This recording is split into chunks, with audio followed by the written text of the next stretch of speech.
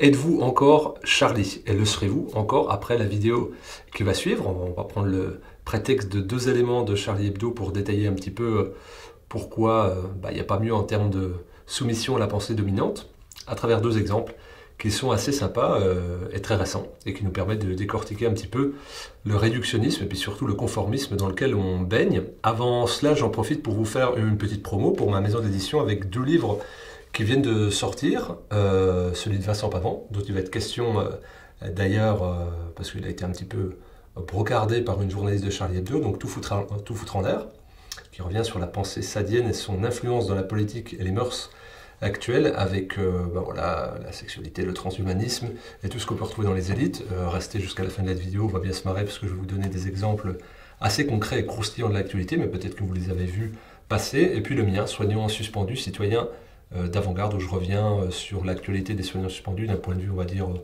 social et anthropologique, entre guillemets. Et vous pouvez retrouver ces 2 livres dans un coffret spécial à 20 € avec des frais de port réduits sur le site de ma maison d'édition exuvie.fr. Et voilà, c'est des manifestes assez virulents, drôles, cyniques, surtout pour celui de Vincent. Et là, on va voir que l'humour qui s'est évaporé de Charlie Hebdo depuis bien longtemps, on peut le retrouver avec une vraie plume et une vraie pertinence, et non pas comme je l'ai dit, sous forme de conformité pour continuer à recevoir des subventions.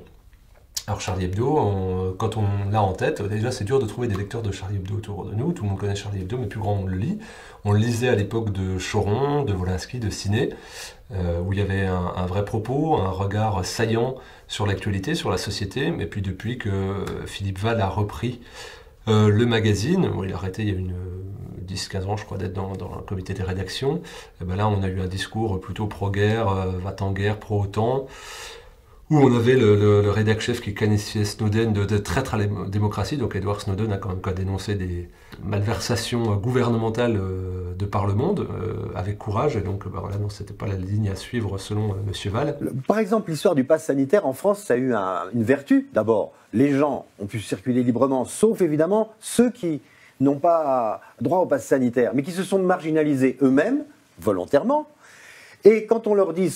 Quand ils disent « mais ça m'enlève des libertés », en même temps, c'est ce qu'ils veulent. Parce que être contre le vaccin et contre le pass sanitaire, c'est une revendication identitaire.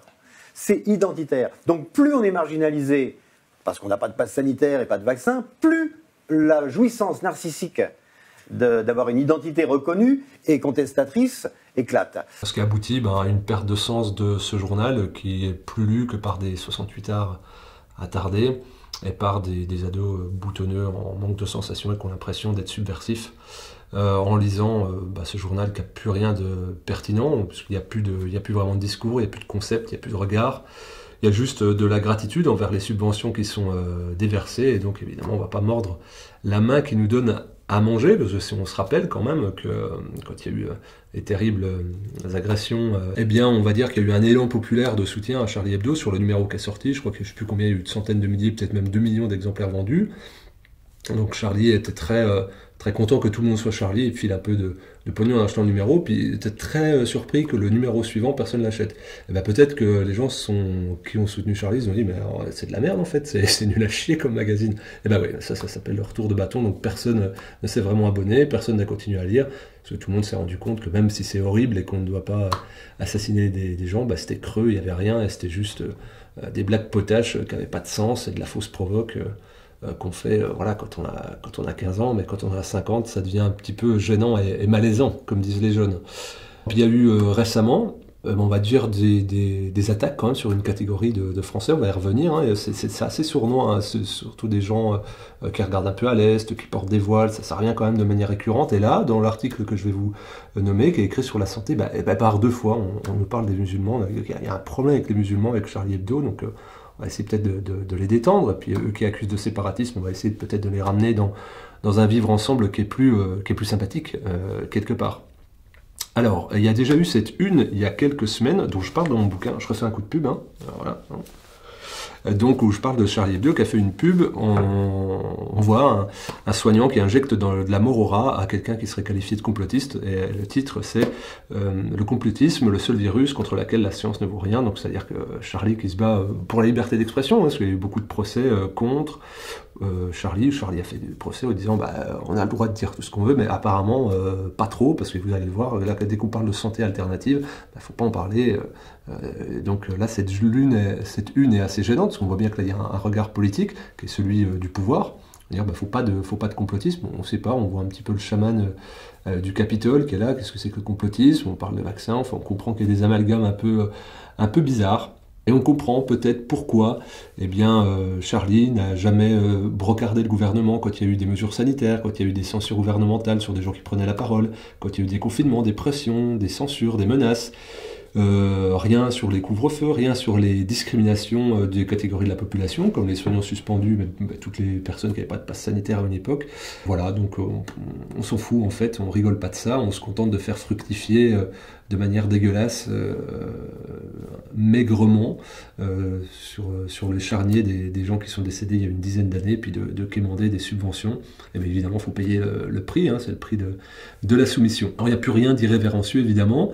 S'il y a quelqu'un qui est irrévérencieux, là, dans ce qu'on nomme, c'est Vincent qui jette un énorme pavé dans la mare, avec c'est un pamphlet vraiment satirique, mais hyper documenté et philosophique, mais extrêmement abordable dans son écriture, sur qu'est-ce qui met en mouvement les mœurs, pour le coup, des élites actuelles. Alors justement, Vincent il était invité au congrès de médecine intégrative, auquel j'avais déjà participé l'année dernière, et puis qui était dans le Jura, donc pour le domaine arc-en-ciel. Et il y a une journaliste de Charlie Hebdo, qui ne s'était pas présentée telle quelle, qui a fait un reportage, Colline Renaud, qui a été Grand Prix Paris Match du Public Reportage étudiant en 2021. Donc là, je crois qu'elle continue de faire un travail étudiant. Peut-être ça sera dans son rapport de stage de fin d'année, je ne sais pas ce qu'il y aura. Donc là, elle a fait un reportage au congrès de médecine intégrative où il y avait 40 invités, parmi lesquels le professeur Henri Joyeux, le docteur Michel Delorgeril, Philippe Guimand, France Guillain, il y avait également le docteur Louis Fouché, il y avait Luc Baudin, enfin bref, il y avait autant de médecins que de non-médecins qui sont venus bénévolement, je précise, tous les intervenants, on est venus bénévolement, pour participer à proposer une vision intégrative, et non pas séparatiste, notre chère Colline va tenter de le démontrer ou le manifeste dans son article, de dire on se met tous au service d'une santé qui respecte enfin les gens, et qui n'est pas de la e-santé, qui n'est pas de la ségrégation, où on refuse des gens qui ont des traitements médicaux parce qu'ils n'ont pas un pass mis à jour, où on ne soigne plus, où on interdit aux médecins de prescrire. Donc là, on n'a pas trop entendu Charlie non plus. Non, Colline Renaud s'est plutôt contenté de dire, ouvrez les guillemets, que c'était le gratin de la sphère complotiste, que c'était des médecins anti-vax. J'ai pas vu ça. Et qu'au programme, entre guillemets, il y avait des remèdes inutiles, des délires mystiques et conspirationnisme. Moi, j'étais là-bas, j'ai pas vu ça non plus. Et puis encore, qu'elle a vu, elle, entre guillemets, beaucoup de lin, de robes à grosses fleurs, de sandales en cuir, et nombre d'hommes en torse nu, et bob et pendentifs en cristal autour du cou. J'ai pas vu ça non plus. Voilà, vous avez des images publiques, vous pourrez vous en rendre compte par vous-même. Enfin, on a l'impression qu'on est à Woodstock. C'était pas du tout le cas. C'était des gens qui avaient plutôt la moyenne d'âge, la cinquantaine, qui avaient déjà un recul. Puis qui avaient fini les ractés depuis bien longtemps, pas comme le lectorat de Charlie Hebdo. Et donc, moi, je ne comprends pas trop ce que c'est que ce reportage qui a vraiment, qui a pas vraiment de sens. Et moi, j'ai pas vraiment vu d'homme torse nu. Et donc, elle est allée à la conférence de Vincent Pavant. Et donc, ouvrez les guillemets, elle dit « Il faut se concentrer pour saisir le fond du propos après un déroulé historique confus ». Alors, s'il y a bien une personne qui ne peut pas être qualifiée de confus, c'est bien Vincent Pavant, je précise, est maître de conférence à l'université Aix-Marseille en mathématiques, et c'est un mathématicien brillant, qui a une pensée qui est extrêmement structurée. C'est surtout ce que les personnes qui l'écoutent disent, qu'il est extrêmement structuré. Enfin, c'est un matheux qui fait de la philo, et du coup, quand il déroule des concepts, c'est hyper clair, il y a les briques qui sont posées les unes après les autres. Alors là, peut-être que c'est juste un peu trop compliqué pour notre chère Colline, mais c'est pas grave. Peut-être qu'elle a enregistré, elle pourra écouter 4-5 fois, prendre des notes, et puis voir se procurer le livre. D'ailleurs, Colline, si tu regardes, je te l'envoie gracieusement, et tu pourras le chroniquer dans les lignes de Charlie Hebdo avec grand plaisir. Il y a cette vision, on va dire, de la confusion chez Vincent. Elle met, entre guillemets encore, l'enseignement public avec ses cours d'éducation sexuelle mène à la confusion des genres, à la perte d'esprit critique. Elle précise, dans l'auditoire, quelques femmes voilées applaudissent à tout rompre de la défiance scientifique et donc du péril sanitaire qui s'ensuit. Nous voilà donc au séparatisme. Alors, oui, va voir qu'il y a quand même un problème à l'école avec la sexualité, c'est un des nœuds du livre, qui a une filiation, et puis je vois pas pourquoi on parle de femmes voilées et de séparatisme. Au contraire, un congrès de santé intégrative, là, il n'y a pas plus inclusif. On inclut vraiment toutes les composantes de la santé. Personne n'a raison, personne n'a tort. Tout le monde se met au niveau, on partage un discours, puis les gens se font leur opinion. Ça s'appelle la libre information, en fait, quelque part, et la liberté d'opinion et la liberté d'expression. Ça, jusque-là, normalement, ça devrait être plutôt promu que critiqué. Et puis, je ne comprends pas la notion de séparatisme là-dedans. Et encore une fois, j'ai du mal à comprendre ce que viennent faire les femmes voilées qui applaudissent. Alors, ça devrait être plutôt bien. On va dire que que tout le monde soit représenté. Je ne vois pas où est la séparation. Voilà, parce que du coup, d'habitude, les gens qui sont qualifiés de conspirationnistes, de complotistes, sont qualifiés d'extrême droite. Donc là, évidemment, ça peut pas rentrer dedans. Pour chère Colline, donc, vu qu'il y a des gens voilés, et puis il y avait des personnes de couleur aussi, comment on fait pour se débattre, vu que c'était pas d'extrême droite? Alors, on va dire qu'il y a du séparatisme. Avec quoi? On ne sait pas. Donc ce qu'on peut juste reprocher à Colline, c'est qu'elle ait plongé les deux pieds bien docilement dans la tyrannie sanitaire, et puis que ça, et sa jeunesse, explique peut-être qu'elle a de la difficulté à exprimer un esprit critique.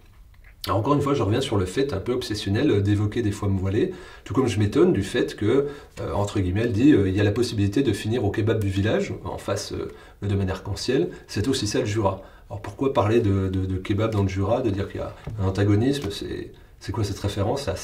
C'est assez bizarre en fait, c'est assez puant hein, comme reproche. Alors moi j'invite cette chère Colline, comme j'invite Charlie Hebdo, plutôt que, on va dire assez mou, à faire preuve un peu d'initiative, puis de s'intéresser au vrai sujet, plutôt que de moquer le propos de Vincent Pavant, parce que oui, il est un petit peu compliqué, il faut réfléchir, il faut se gratter un peu la tête, de peut-être brocarder l'OMS, qui dans ses dernières directives encourage à apprendre aux enfants à avoir des relations sexuelles dès l'école primaire, mais également que leur soit enseigné la masturbation et le plaisir clitoridien.